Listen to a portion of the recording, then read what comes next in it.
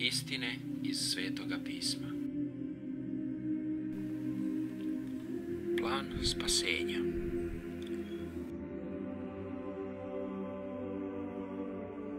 Kakva je priroda svakog ljudskog bića? Jer svi sagrešiše i izgubili su slavu Božju.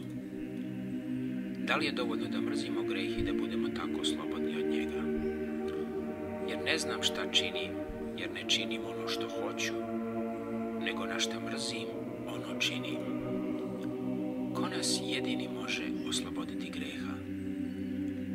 Pa će roditi sina i nadeni mu ime Isus, jer će on izbaviti svoj narod od greha njihovih.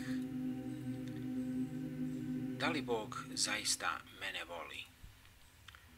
Odavna mi se javljaše Gospod, ljubim te ljubavlju večnom, zato ti jednako činim milost. Kako je Bog pokazao svoju ljubav prema nama?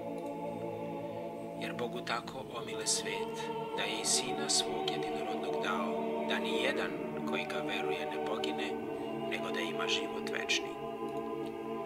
Šta Hristova smrt znači za mene?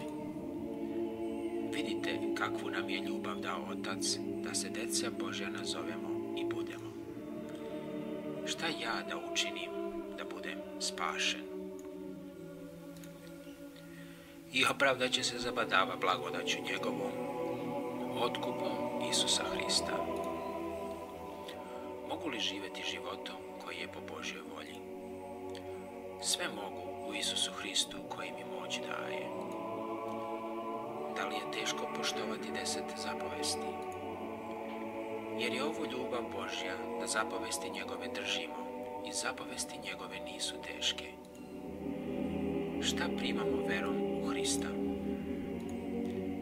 A koji ga primiše, dade im vlast da budu sinovi Božji, koji veruju u ime njegovo.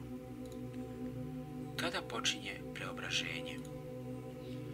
Zato i ja, čuvši vašu veru u Hrista Isusa i ljubav k svima svetima, i bistre oči srca vašega, da biste mogli vidjeti šta je nada njegovog zvanja i koje je bogatstvo slave nasledstva njegovog u svetima. Koji božanski odnos je obnovljen u nama? Jer koji se vladaju po duhu Božjem, oni su sinovi Božji.